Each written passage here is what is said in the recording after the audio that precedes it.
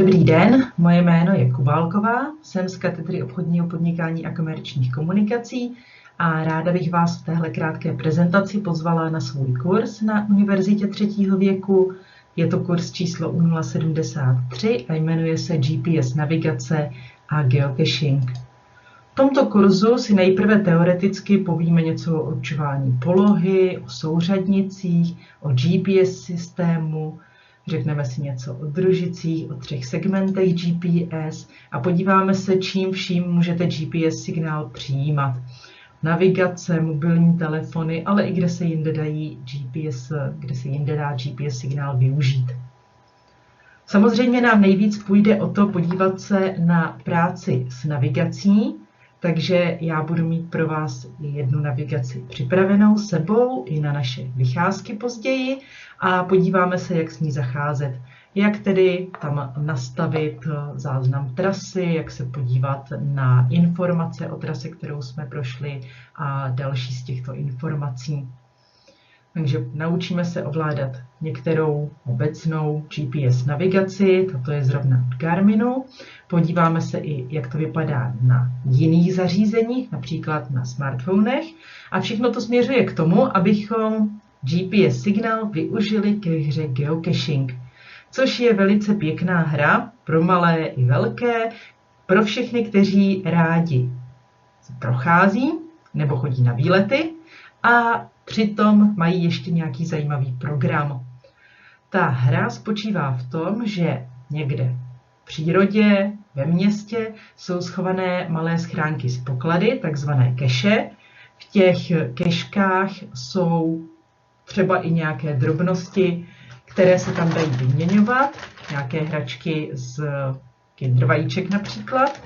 No a když tu kešku najdeme, právě podle informací z GPS signálu, tak pomocí navigace, tak se v ní zaevidujeme, můžeme dát i svoje razítko a vyměníme případné předměty, různé trackovatelné předměty, které putují z té schránky do schránky, nebo tam můžeme měnit různá dřevěná kolečka s logem daného účastníka a s logem geocachingu. No a celý ten nález zaevidujeme. Spočívá to tedy v tom, že si založíme účet na webu geocachingu, zjistíme si, v jaké oblasti se budeme pohybovat, jestli tam jsou nějaké tyto poklady a potom ty poklady hledáme. Tady na snímku máte příklad nějakých kešek, většinou to jsou to nějaké krabičky, schované, nebo mohou být i větší, i menší, od úplně malých až po celé kýble v podstatě s velkými poklady. Tady jsou ještě nějaké příklady, jak ty kešky mohou být maskované, takže člověk musí mít trochu zkušenost, aby věděl, jak by to mohlo vypadat, protože to klidně může být maskované i jako šiška na stromě. Celé to tedy vede k tomu, aby to bylo co nejzajímavější. Nejen, že máte tedy program na ten výlet, že hledáte ten poklad, ale ten poklad je obvykle umístěn i na nějakém zajímavém místě. A to je na té hře velice pěkné, protože vás zavede i mimo běžné turistické trasy. Obvykle jdete například po turistické značce, ale už z ní neodbočíte. A hra geocaching vás přiměje, abyste odbočili k nějaké zajímavosti, která třeba jinde ani uvedená není, k nějakému jezírku, zajímavé skále, nebo se prostě jenom dozvěděli něco zajímavého o daném místě. Ty kešky bývají třeba u nějakých pamětihodností, u významných stromů, všechno možné se tam můžete dozvědět. Nejlepší cesta, jak se dozvědět toho co nejvíc, je v klidu právě na webu www.geocaching.com po registraci, po vyhledání dané kešky, si krásně přečíst přehled o tom, co na keška všechno reprezentuje. Je tam vždycky popis, co tam zajímavého uvidíte, historie toho místa, mnoho zajímavých informací. Pokud si vybereme nějaký ten poklad, který chceme najít, stáhneme si ho právě do GPSky.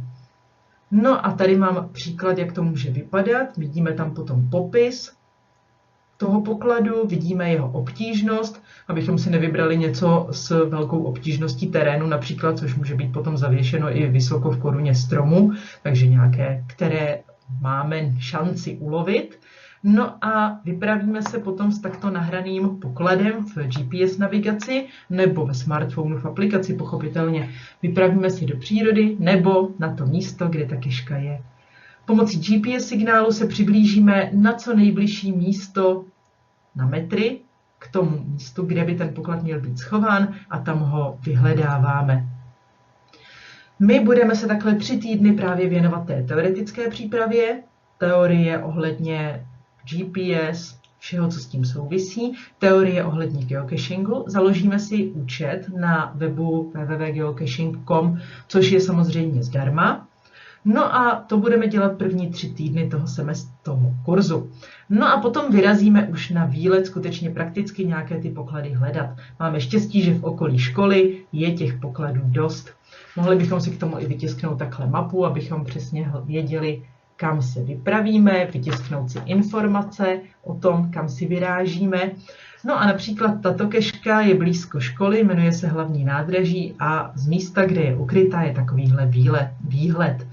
Takže my si zjistíme informace, podíváme se, jestli cache někdo v poslední době našel, jestli je v pořádku, protože ostatní lidé o ní pochopitelně nesmí vědět. My jsme jediní, kteří ví, že tam ten schovaný poklad je, a ostatní, kteří nehrají hru geocaching, to jsou takzvaní mudlové, nezasvěcení, a těm my nesmíme prozradit, že tam ten poklad je, jinak by ho nějaký nezbeda mohl zničit a bylo by to místo zničeno, muselo by se znova obnovit.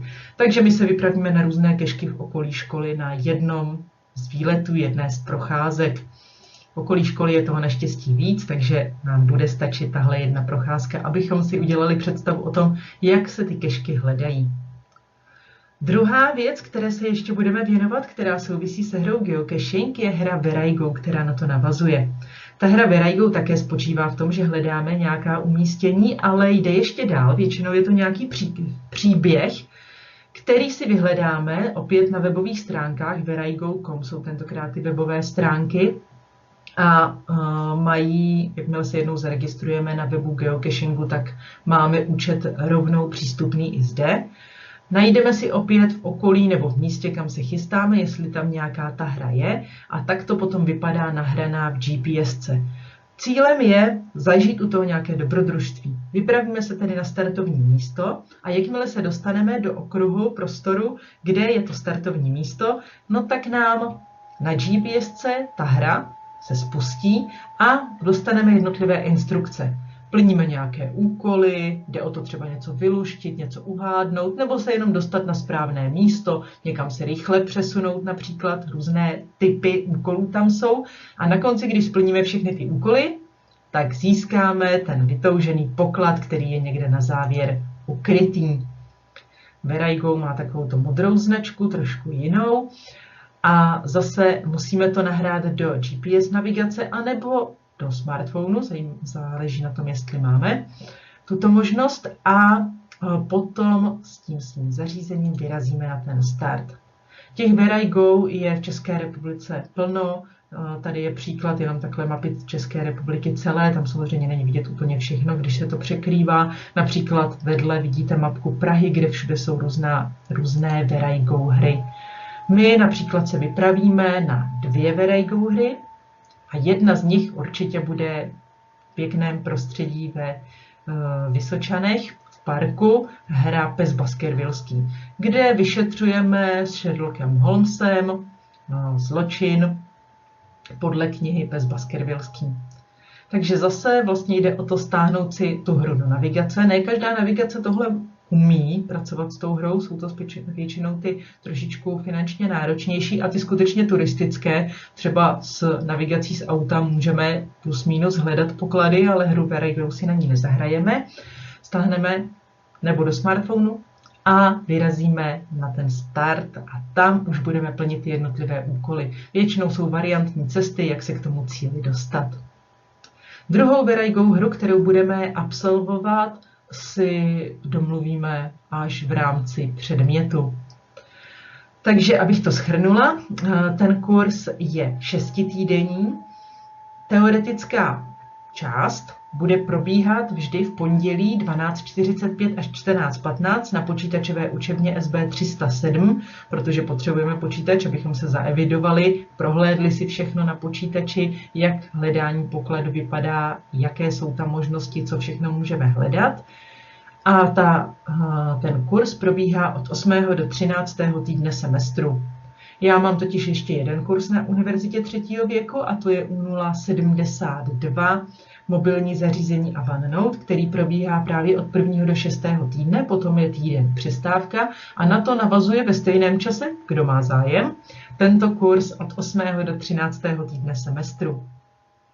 Kdo by měl tedy o kurz zájem, tak se zaregistruje a vlastně poprvé přijde až v 8. týdnu semestru. No a začínáme tedy v učebně, pondělí 12:45 až 14:15. Ve stejném čase se potom podíváme i na hledání těch pokladů v okolí školy. No a čas těch Where I Go her, ten si domluvíme. Ne každý může v každém čase, přeci jen to zabere víc než těch 90 minut ty hry, takže tam se nemusí zúčastnit všichni, proto jdeme na 2 ty hry. Jedna bude ta ve Vysočanech a druhou si vybereme. Loni jsme například absolvovali hru na Starém Městě